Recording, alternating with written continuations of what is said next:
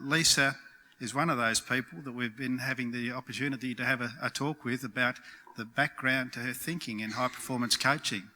And there's so much synchrony with the discussions that we've already had that I was disappointed that she's only able to be with us this afternoon and has to leave for Melbourne again later today. But because I was hoping to have the opportunity to delve much more deeply into the conversation which we began. Next time. Lisa, very big welcome to our conference and thank you for making the time to visit with us here today.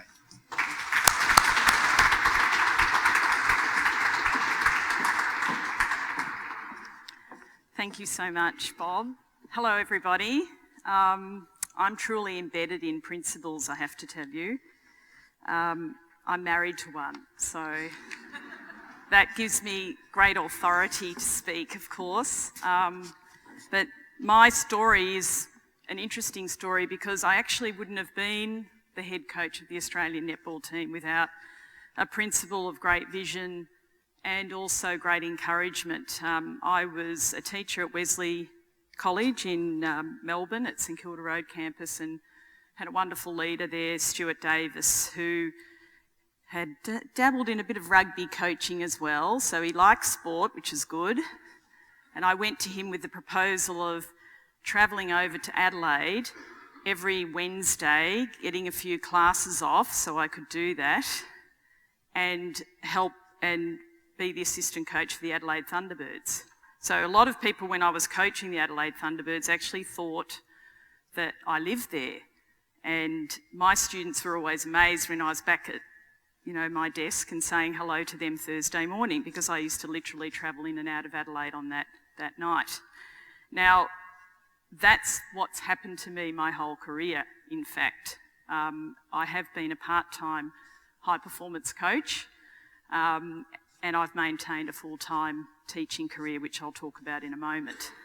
But really my story begins with the backyard in Cheltenham in suburban Melbourne, where when I was 9 years old, I took to my above-ground swimming pool with great graciousness and dignified actions and had my beautiful green Speedo one-piece on that all the little girls had then, like their Olympic heroes, and I was Shane Gould.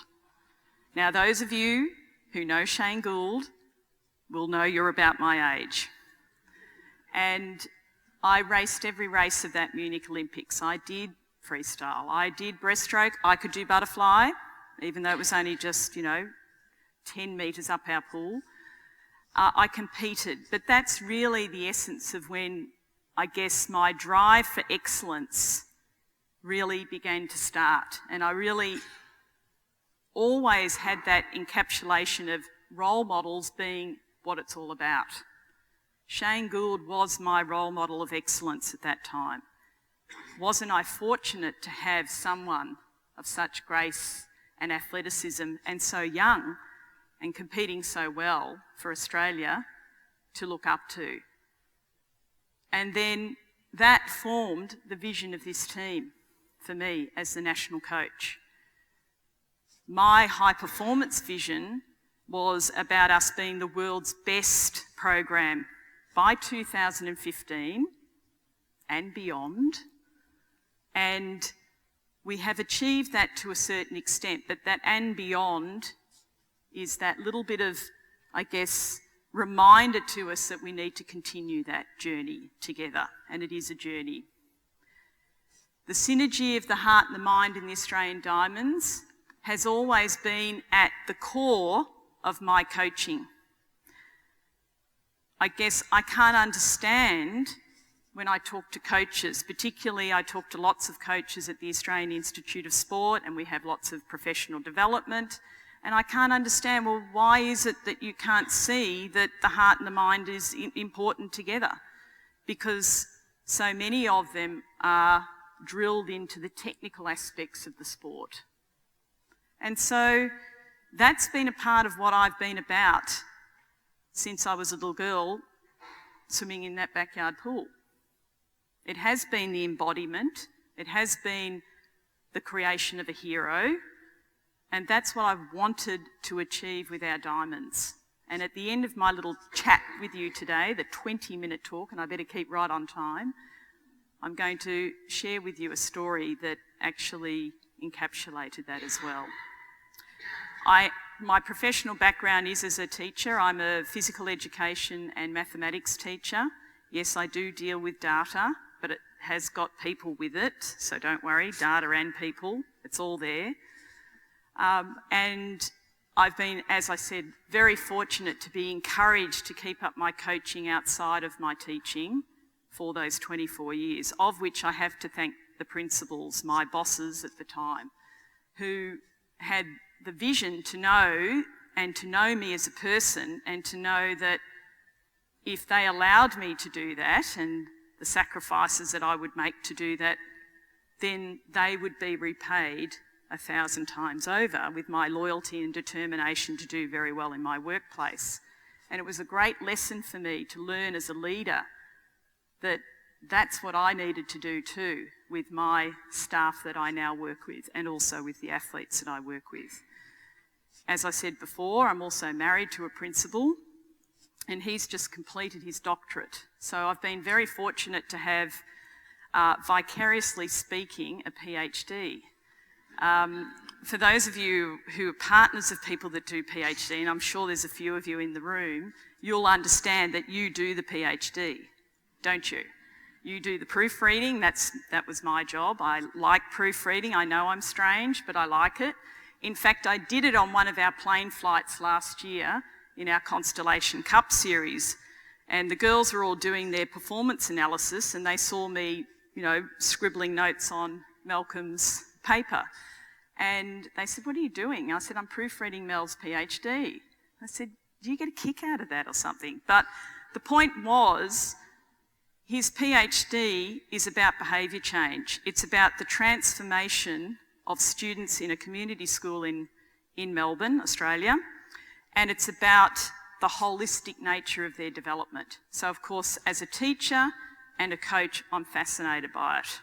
So I got to read all the academic papers that go along with it, and to understand the practical wisdom that Malcolm, in his teaching and in his leadership of schools, implemented successfully to enable kids that were actually street kids, prostitutes, drug addicts, kids, successfully complete their Year 12.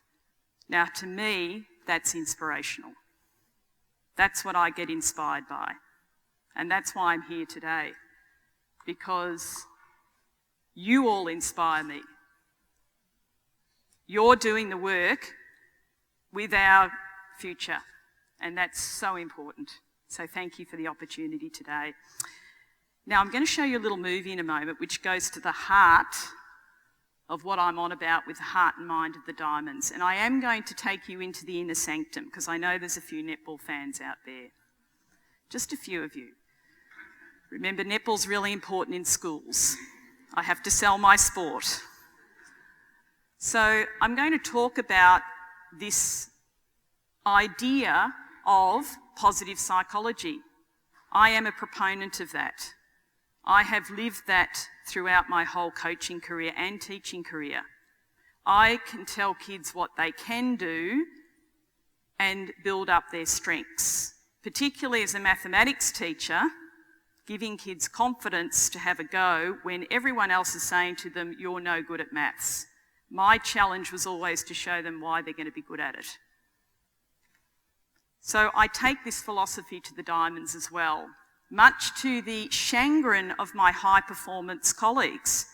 They see me as a bit wacky. They see me as being a little bit soft. They haven't seen me taking a training session yet. They haven't seen me demanding the excellence that these wonderful athletes and role models in Australian society and sport put out there every moment that they're training. It's a great privilege for me to be their coach. So this movie that I'm going to show you, we showed before the World Cup final. For those of you that don't know, in August, if you read the sports pages, actually the Diamonds were in it. They were actually in the Australian. Yes, we made it. And I'm going to read an article from there in a moment. And These girls will inspire you, there's no doubt about it. But we showed them this movie for many different purposes. But the greatest, I think, gift from my point of view that I can give them as a high performance coach is to acknowledge that this is an embodied experience as a high performance athlete. It is the heart, the mind, and the body together. In high performance sport, we concentrate too much on the body. Whereas I found my key point of difference with this group was to explore their minds and their hearts. This film I also put together with my brilliant performance analyst, Dr. Mitchell Mooney. He's 26, he's cute, he's young enough to be my son, and he barracks for Hawthorn, most importantly. Sorry, I am a Hawthorn supporter. And yes, we did discuss the analysis of last year's grand final, and we knew Hawthorn were going to beat Sydney, but nobody asked us. But in any case, Mitch and I worked closely together on a holistic approach to learning. Mitch is a scientist, he's a PhD student, he's a doctor at the age of 26. He studies statistics and also performance analysis at that level. Very dry, boring stuff. As I say to him, your job now, not scientist anymore, communicator. And so he shows me his lesson plans before every session with the Diamonds because he wants to improve his communication skills. And as a teacher of 24 years, I know a little bit about that. So his job is not to be in his numbers, it is to communicate that message to the Diamonds so they can implement that game plan and strategy on the court under the heat of battle. And so our films are about that. They're about the game plan, about getting that message across to our athletes. It's also about the psychology, it's positive psychology. We show them the things they're good at. Because I can tell you, athletes hear it all the time about what they're not good at. And it's so powerful to tell them what they're good at. Why do we concentrate on the weaknesses of children and students and athletes when really we need to harness the strengths and build those up? So this film's about that too. It's got a bit of Kiwis in it. Oh, by the way, where are the Kiwis in the room? I know there's a few of you. Where are you? Now remember, what goes on in the lecture theatre stays here. But you will know that I love New Zealand. I truly do. I think they're the most magnificent opponent that anyone could play, and that purity of our competition together is amazing, and I know you appreciate that. So this film has got our theme in it as well, because of course I like to theme up every competition. And this time I had to think of something a little bit different, and I'll explain it a little bit later after we've had a look at the film. So can we have a look at this first film, which we showed to the But why, Diamonds some say, the moon? 2 hours before Why they played choose this New Zealand. as our goal? And they may well ask, why climb the highest mountain? Why, 35 years ago, fly the Atlantic? Why does Rice play Texas? We choose to go to the moon. We choose to go to the moon in this decade and do the other things, not because they are easy, but because they are hard. Because that goal will serve to organize and measure the best of our energies and skills. Because that challenge is one that we're willing to accept, one we are unwilling to postpone, and one we intend to win. When you pull on that jersey, you represent yourself and your teammates. And a name on the front is a hell of a lot more important than the one on the back.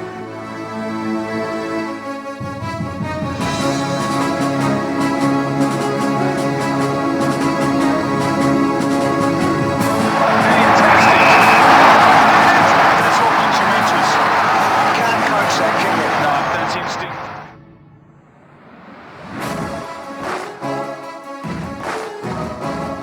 You don't take your chances against a quality opponent, at some stage it'll come back and bite you on the arse, and it has done that.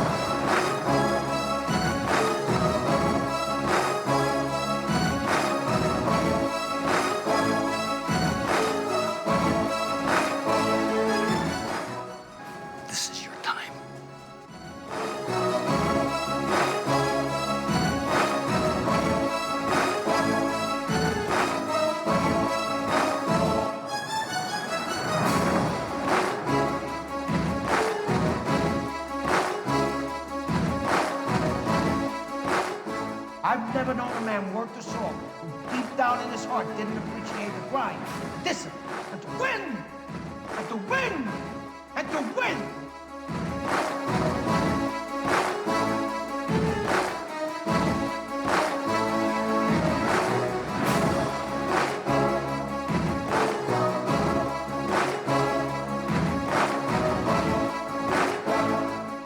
Tonight, we stay with them, and we shut them down because we can.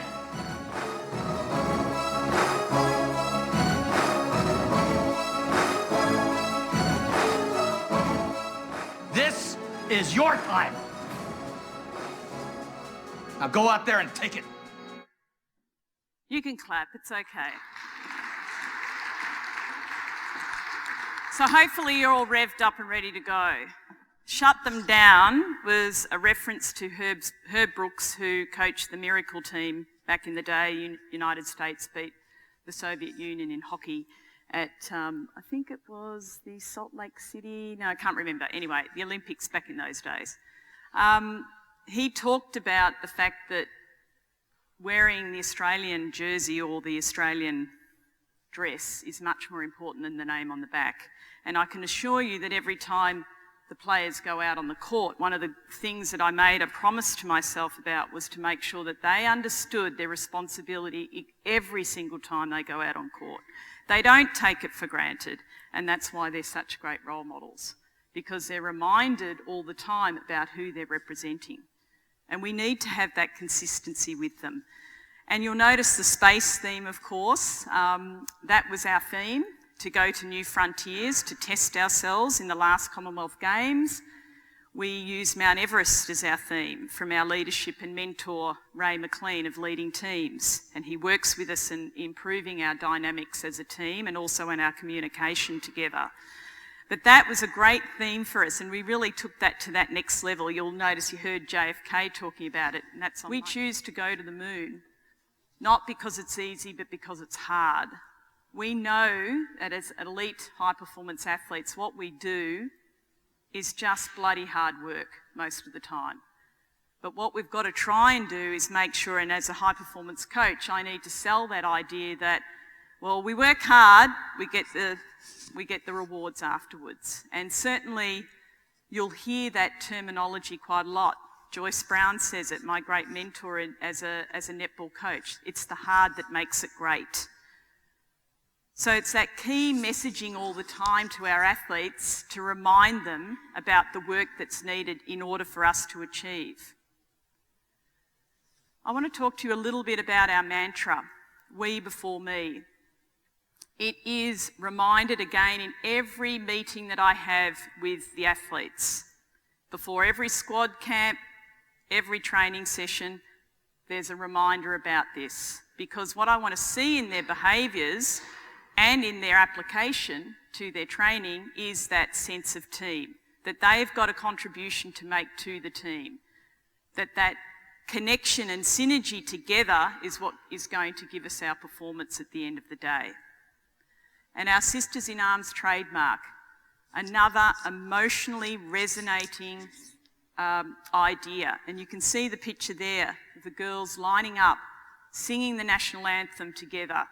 That idea of Sisters in Arms really resonated with them because it gave them an emotional response.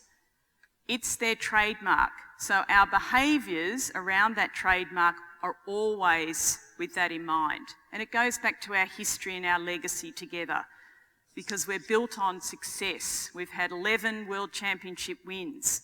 So we've got a really fantastic past as well. And we need to acknowledge that past. And we need to keep building on that trademark. From my point of view, as a leader of the program, I did a coaching success profile when I first took over this job, and I was profiled to within an inch of my life going for this job. Psychological profiles, testing all day in a role-playing situation, had every sort of communication listened to. I came out with excellent results, you'll be happy to know. It apparently put me at CEO status, so there you go. It probably challenged the CEOs position in the interview panel. But what it did was it really encaptured in me my strengths as a coach and a leader and a teacher.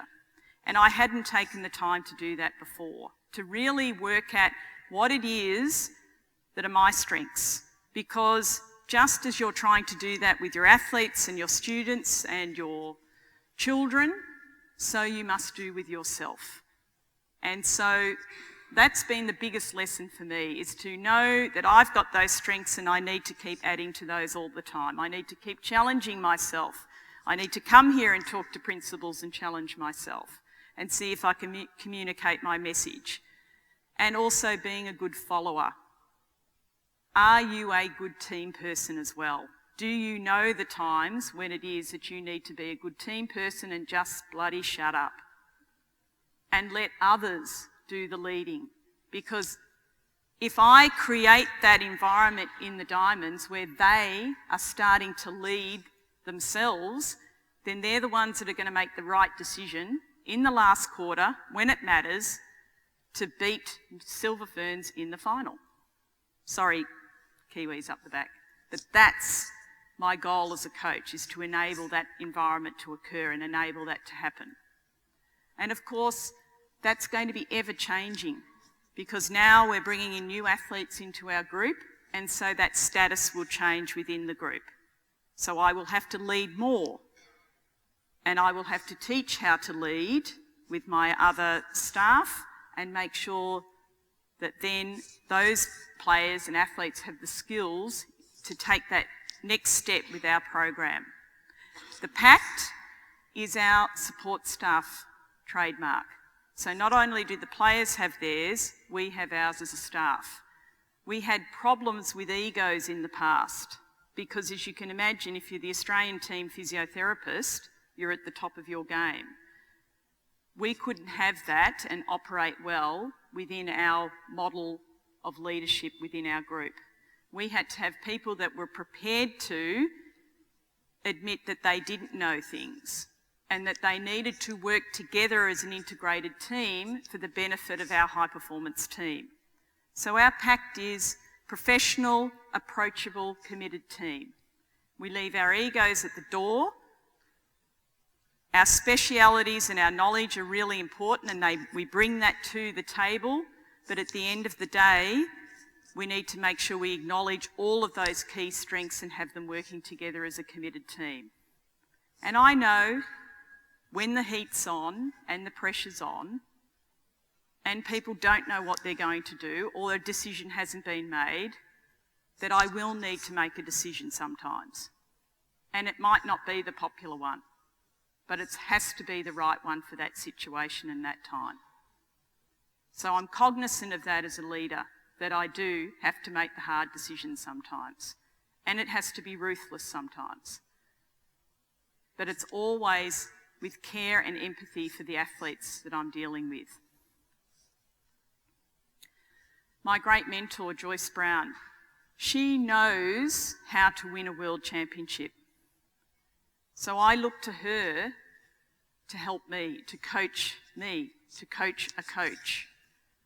It's so important that I have that relationship with her all the time. She's protected my backside politically with people that think that a coach that hasn't played for Australia before shouldn't be the coach of Australia. And hopefully I've proven them wrong now, because we have gone back to back for the first time in 16 years. But that was a great hurdle to overcome. She gave me great confidence to do that. I also work with Bill Sweetenham, who is one of our most successful swim coaches. He now works internationally with Mercedes-Benz, all sorts of organisations, and he's been a great source of inspiration and high performance background for me. And my, I guess, defining point of difference, which I had to sell to the Netball Australia board when they were making their decision about whether to appoint me or not, was that's what I think is my greatest gift, is I know when to say, what to say and when with my athletes. That's what I've always used as my pedagogy with students and also with the athletes that I've dealt with over the 24 years of high performance coaching. I'm a learner, I'm a listener, I'm humble, I perform hopefully grace and dignity under pressure, and I leave no stone unturned in my preparation, and my athletes know that. That gives them great confidence that their coach will work hard and make sure we're well prepared and put a program together that's second to none. That's always my driving force. Those areas are what I characterise as my personal trademark. That's what reminds me every time when I'm talking to people about netball particularly, that I make sure I give that aura across. And you'll notice Rick Charlesworth, the world and Olympic champion hockey coach. Fortunately for me, I knew Rick really well because I read all his books, and then I eventually got to meet him. And one of the key things he said to me was, Lisa, make sure you maintain your vigilance because, we'd won the gold medal last year, everything was going along nicely. And he reminded me to maintain that vigilance, that accountability for repeated success because you're depending on it. And finally, this was the crowning moment, and I'm going to read it out to you if I'm allowed. Yes, it was in the Australian. I can send it off to the APA for you. Hallelujah, this was sport at its finest. Elite athletes knowing how to walk the treacherous line between competitiveness and respect. Australia's netball team is as hardcore as any side or individual to represent the nation. Yet the Diamonds parade themselves with such a heartwarming and inspiring blend of decency and desire that it puts the more boneheaded Aussie male athletes to shame. Bravo to our netballers for stirring the consciousness. Bravo. And I must admit, I read that the day after when I was quietly having breakfast after the World Cup final by myself in a cafe. I actually got some good coffee in Homebush. You wouldn't believe how hard that is. And I wept because that article encapsulated all that I wished for the Diamonds to display in Australia's psyche, in the public consciousness of the team. Because it was more than just playing sport, it was representing our country. And to be athletes that everyone could look up to and be proud of.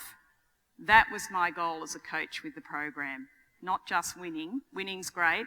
I'll have that any day. But to have that written about your sport, yes, again, it's bringing the emotion out. Now, I just want to show you a quick movie. I hope I can. This is our little movie we put together. So it's actually for you as well, because we didn't just win for us, we won for Australia. So this movie's for you too.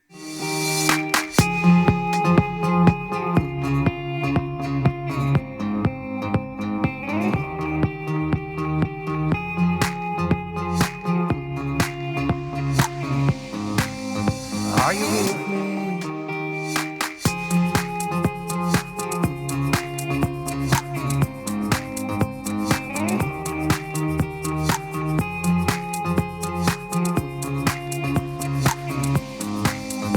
Are you with me?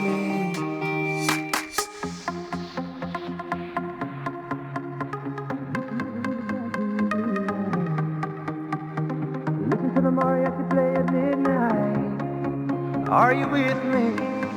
Are you with me? I wanna dance by water beneath the Mexican sky. Drink some margaritas by swinging blue lights. Listen to the mariachi play at midnight. Are you with me? Are you with me?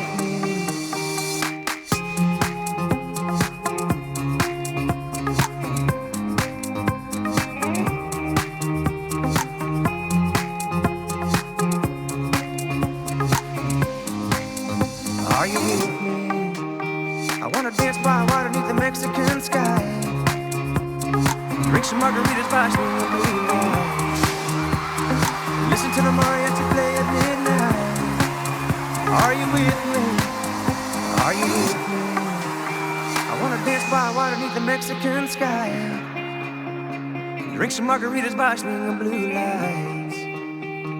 Listen to the mariachi play at midnight. Are you with me? Are you with me? And can I just say,